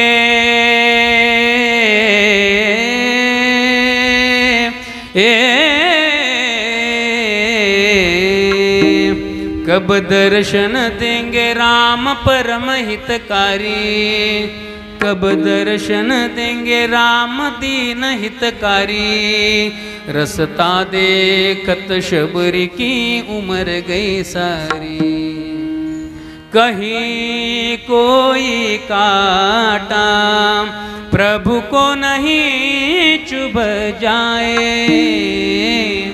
आंसुवन पग धोवत चूर्ण चूर्ण पुष्प बिछाए, मीठे फल चख कर हो, मीठे फल चख कर नित्य सजाए थाली, रसदा देखत शबरी की उम्र गई सारी, रसदा देखत शबरी की उम्र गई सारी. हे प्रेम तिच्या अंतःकरणामध्ये होतं. म्हणून भगवान परमात्मा केवळ प्रेम पाहत राहतो. म्हणून तुकोबाराय देवाकडे प्रेम मागतात. असं प्रेम आपल्या सर्वांच्या अंतःकरणामध्ये निर्माण व्हावं ही देवाला विनंती करतो. आणि एकदम मोठ्या प्रेमाने आनंदाने देवाचं नामचिंतन करा, जय घोष करा. विठोबा रखुमाई ठोबार कुमारी ठोबार कुमारी ठोबार कुमारी ठोबार कुमारी ठोबार कुमारी ठोबार कुमारी ठोबार कुमारी ठोबार कुमारी ठोबार कुमारी ठोबार कुमारी ठोबार कुमारी ठोबार कुमारी ठोबार कुमारी ठोबार कुमारी कुमारी बोला पुंडलिका ज्ञानदेव तुकाराम पंढरीनाथ भगवान की जय. संत सावता महाराज की जय. ठोबार कुमारी ठोबार कुमारी ठोबार कुमारी ठोबार कुमारी ठोबार कुमारी ठोबार कुमारी ठोबार कुमारी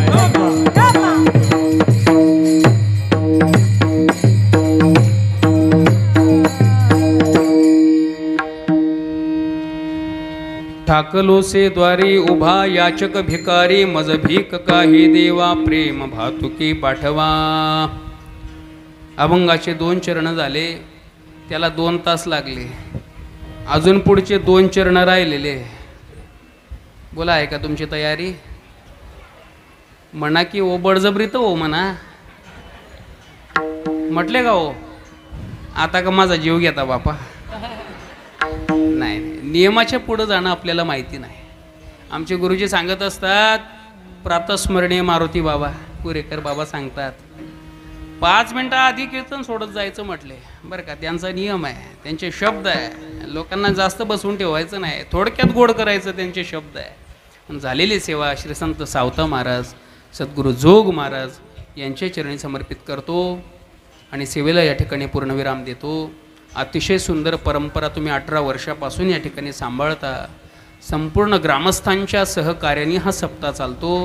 असंच तुमचं सहकार्य या सप्ताहाला असलं पाहिजे. आणि हा आपला सप्ताह 25 वर्ष काय, 50 वर्ष काय, 75 वर्ष काय, शताब्दीसुद्धा झाली पाहिजे, ही देवाला मी विनंती करतो.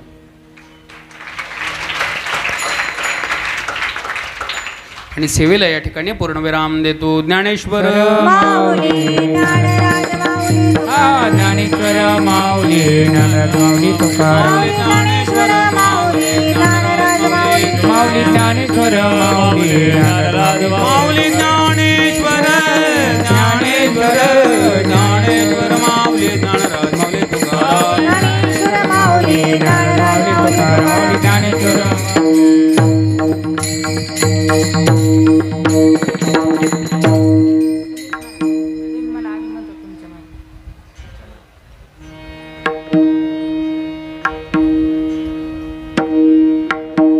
तुका म्हणे दान, तुका म्हणे दान, तुका म्हणे दान, तुका म्हणे दान, तुका म्हणे दान, तुका म्हणे दान, तुका म्हणे दान, तुका म्हणे दान. सेवा घेतल्या वाचून, सेवा घेतल्या वाचून, मज भीक काय देवा, मज भीक काय देवा. सेवा घेतल्या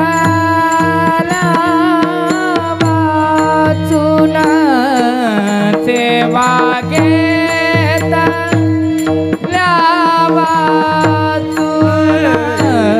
मज भीक काय हो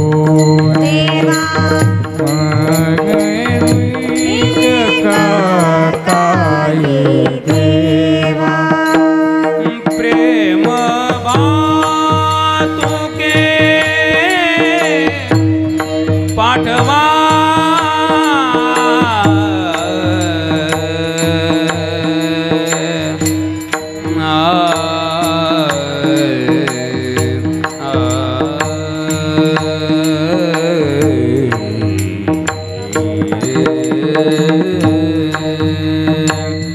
प्रेम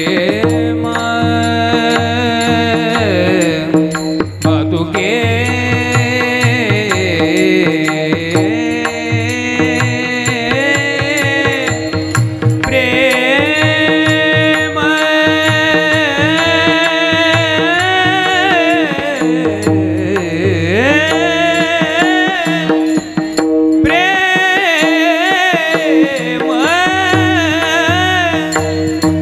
प्रेम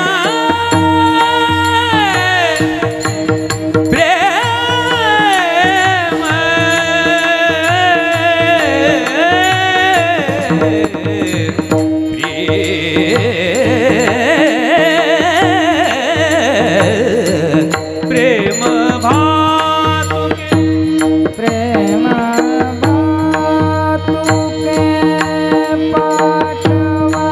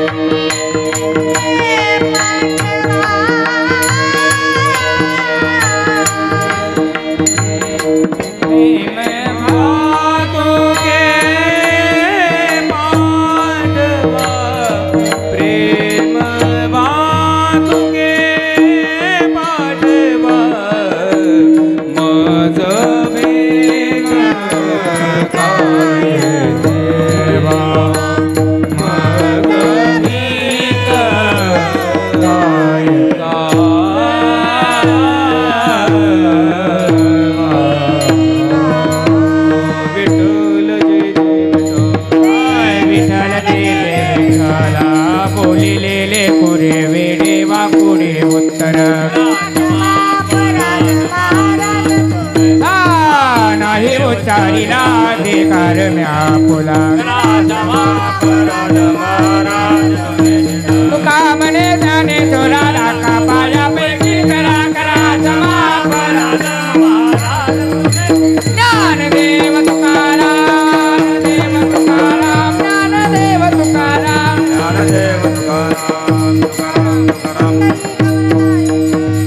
थांबा थांबा थांबे जा 5 मिनटं. उद्याचा कार्यक्रम श्री हरिभक्तपरायण ज्ञानेश्वर माऊली जळकेकर यांचं 9 ते 11 दिवसा काल्याचं कीर्तन होईल. सर्व भाविकांनी सूचना लक्षात घेण्याची कृपा करावी. उद्याचे वारकरी श्री हरिभक्तपरायण भरत राघव महाजन यांच्याकडे आहे याची नोंद घ्यावी. महिला मंडळ यांना सूचना दिली आहे. सर्वांनी शेरच्या पोळ्या आणायच्या आहेत. पुरुष मंडळ यांनी सर्वांनी सहकार्य करण्याची कृपा करावी. सकाळी गंगा फळ कापणं आहे.